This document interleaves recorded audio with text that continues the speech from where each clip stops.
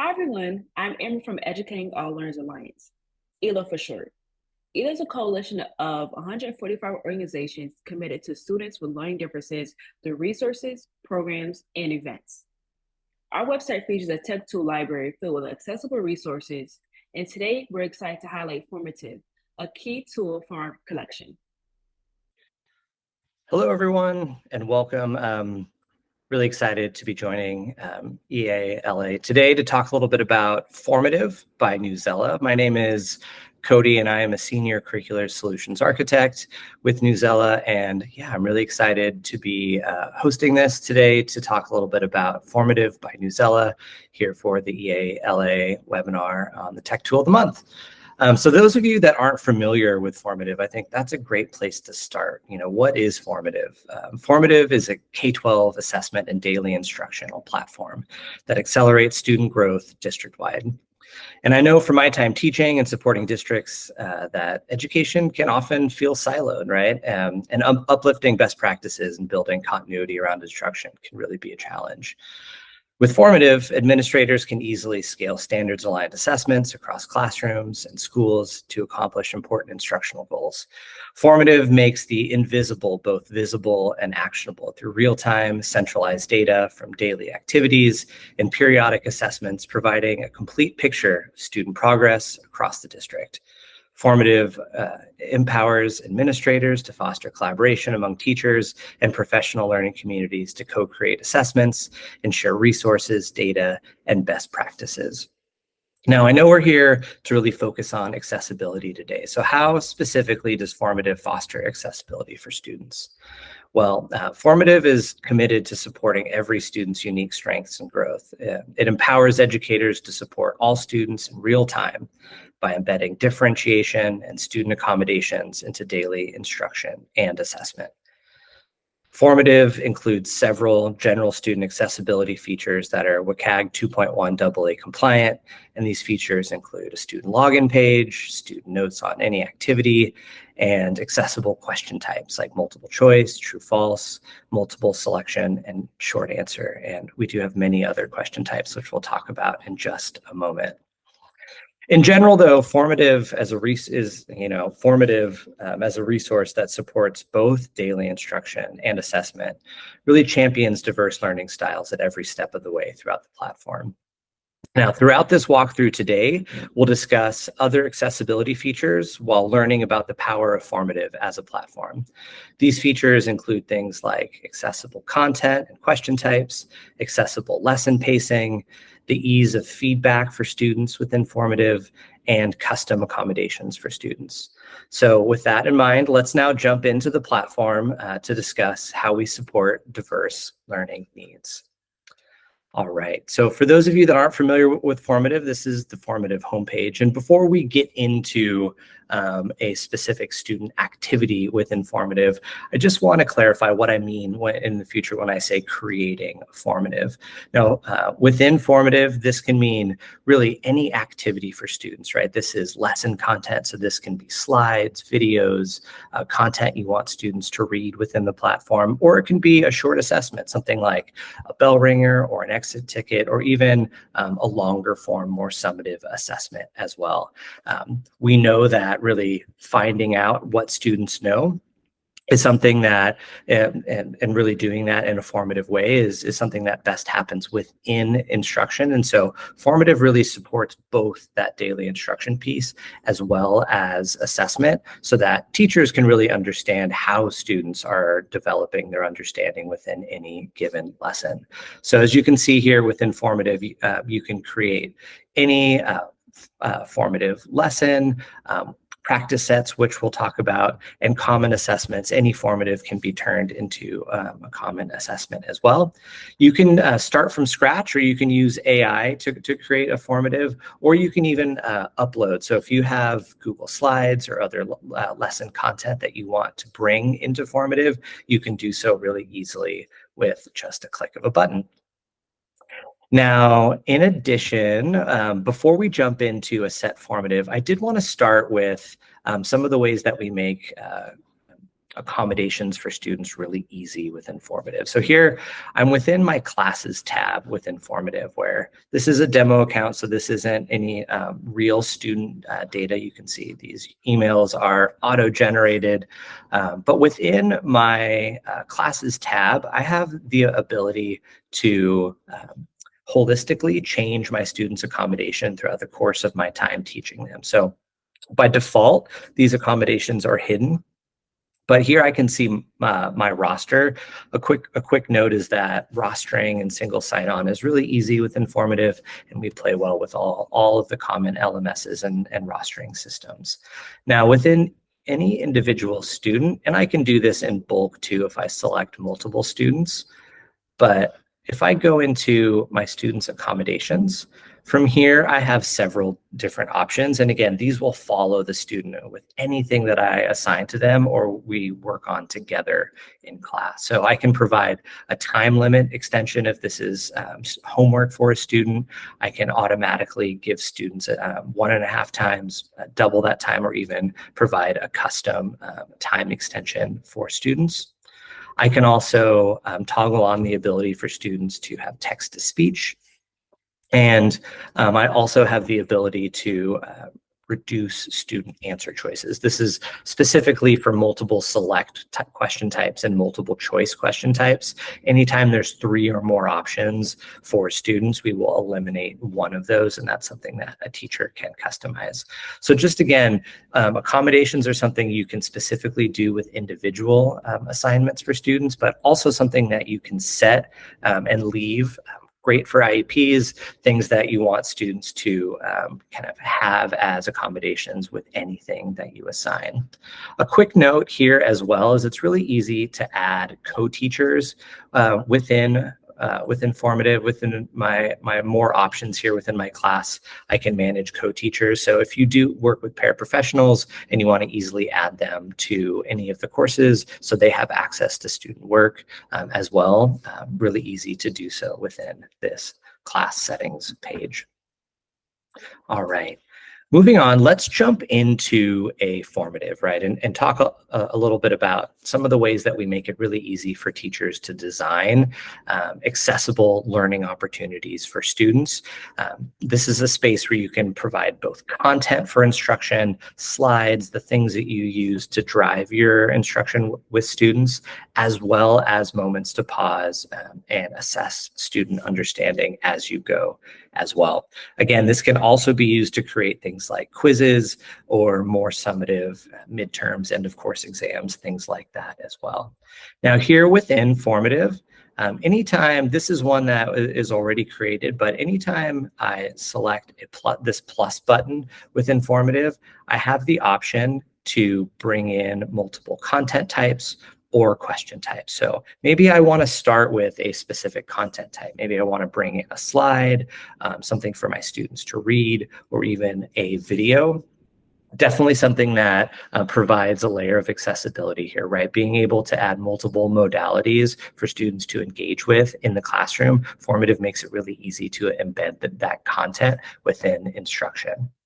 Now within question types here as well, you'll see over 20 different question types, many of those which are support screen reader enabled functions, things like true, false, multiple choice are available here as well. But I also want to call out things like video response as well as audio response question types, where students, rather than providing a typed out free response, can also provide an audio or video response to any specific question. And something to note here is you don't always have to start from scratch with any questions within Formative. We do have a library of existing Formatives for you to pull from, as well as an item bank that can be added on to a Formative subscription, which has standards aligned and DOK leveled questions that you can pull into the platform.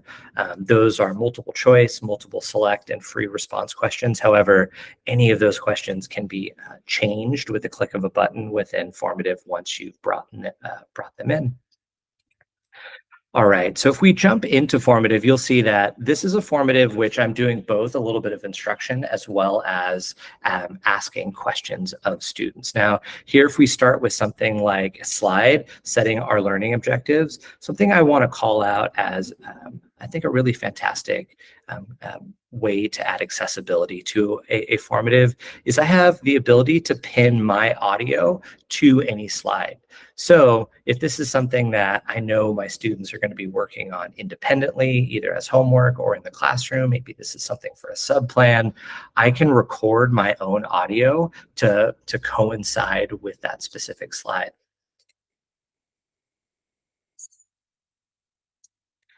This is fantastic for, as I mentioned, both independent student work, but also for those in lower grades as well.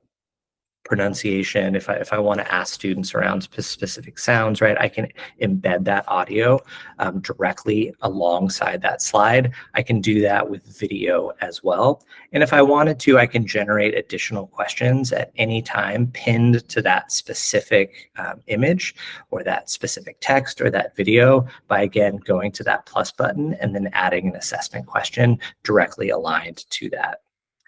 We'll see that here within a specific video. Again, I've added my audio. So this is me reading the question aloud to students. This is a multiple choice. You'll see here that within my answer choices, I've added both text and image to reinforce those options for students, right? So I have a happy Elmo as my yes and a grouchy Oscar as my no here to support student understanding of what I'm asking them to do within that specific question. Something to note is that this question isn't just related to this video as a whole, it's pinned to a specific point in the video. So as my students watch this video or we watch it together in class, the video will automatically stop at the point in which I have appended this question. And from there, students can respond to the video at that specific moment.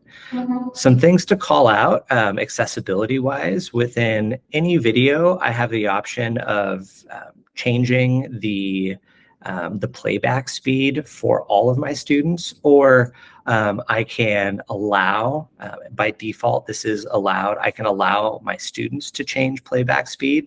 I can also include captions within these videos. And I can choose whether or not students can skip this video. So again, within any video, I have the opportunity to either holistically add captions or playback, or I can allow that to be an open toggle for students to be able to make that decision themselves.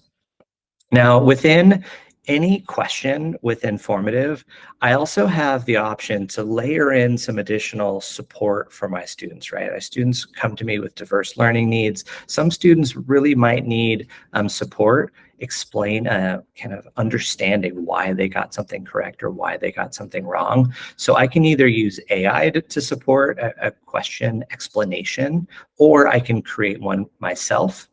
And I can do so either by typing that out, or I can even utilize audio, video, things like GIFs or images. I can use to support my student understanding, a great way to provide students with in-the-moment feedback as they are moving through any specific lesson.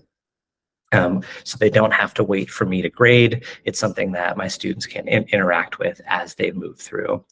A few other features as we move through here is I can randomize the order of my questions. I can allow for partial credit. I can ask students to do things like show their work.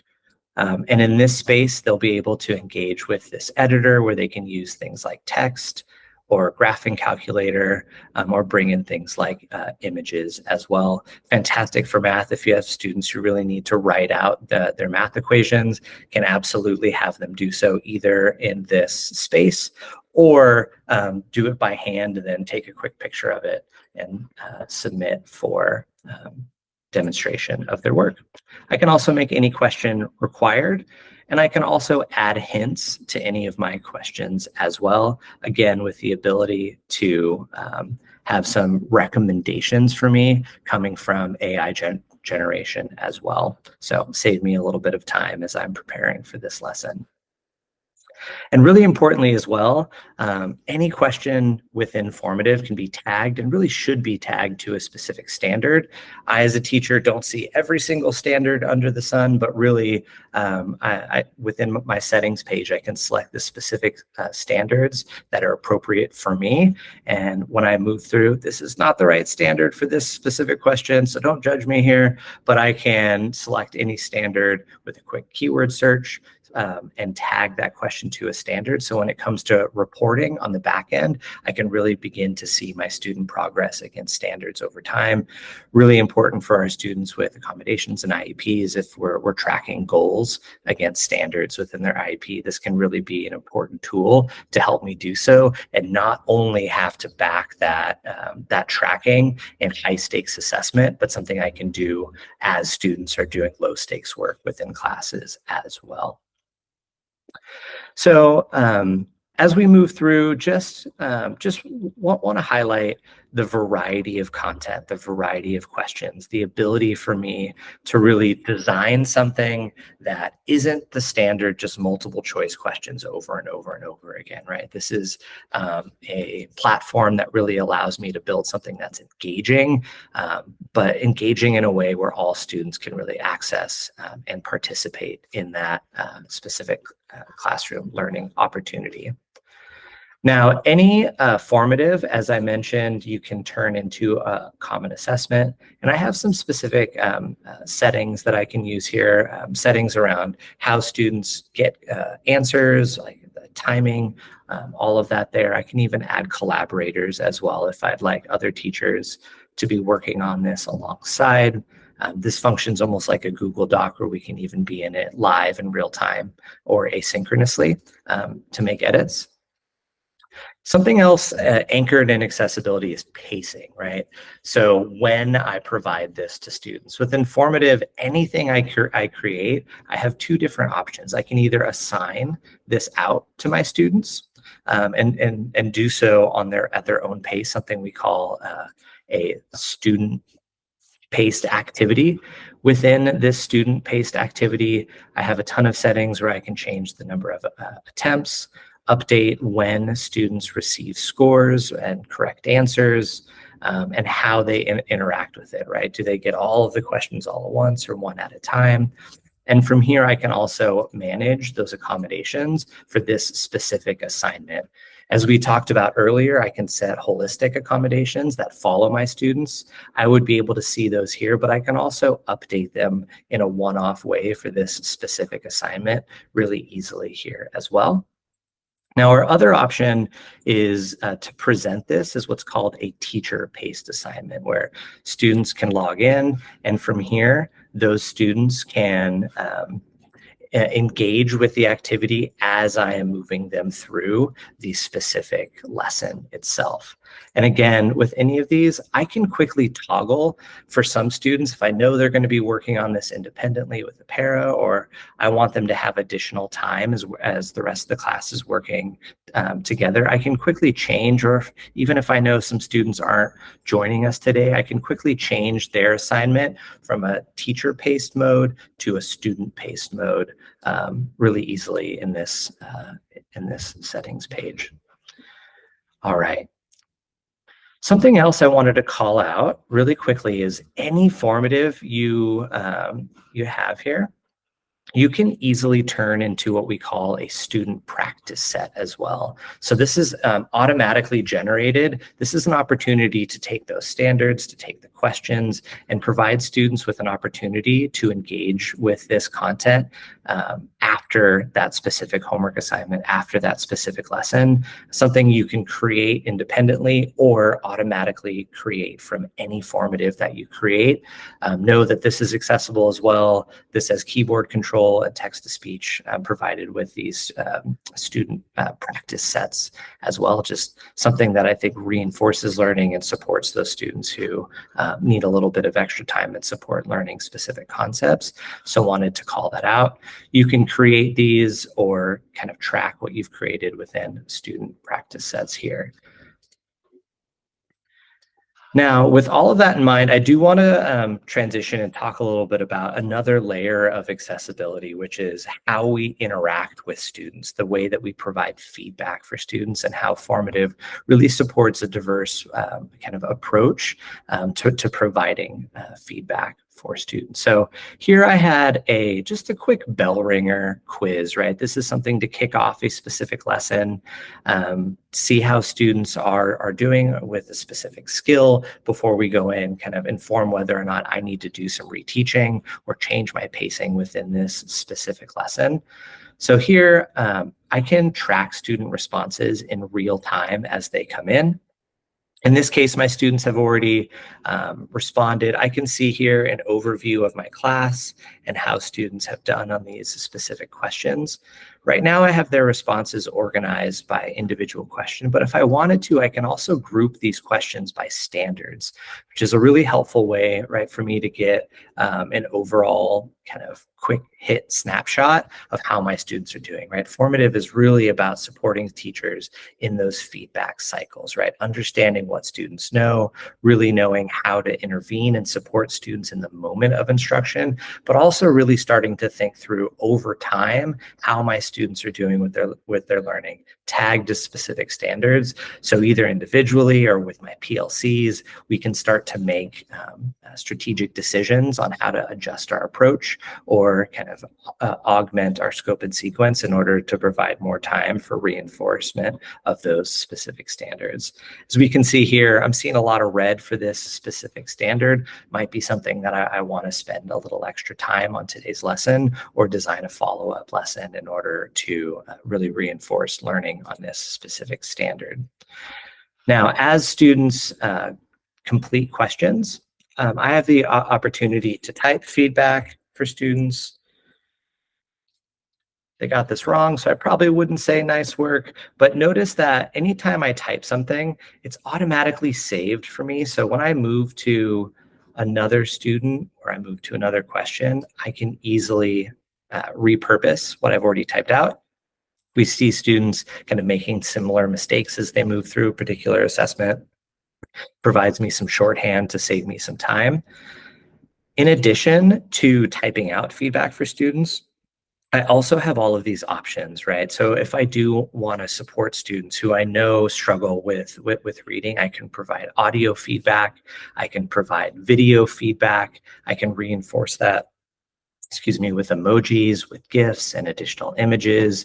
If you're supporting math instruction or science instruction, you can also use our equations keyboard in order to support student feedback here as well. And I have the opportunity to add nuanced grading in here as well. Just really wanted to call out and reinforce that the accessibility that is designed within Formative isn't just in the creation, even though that is incredibly robust, but is something that is ongoing, that really allows the teacher to support students in the moment of their learning after the fact and do so in really diverse ways. Remember as well that things like adding hints, answer choice explanations, if I toggle on features to allow students to encounter those early, either throughout their assessment or directly after their assessment, allows that feedback loop for the student to be sped up as well. So they really have a strong understanding of, in the moment, what they're doing well with and what they need a little bit more practice on.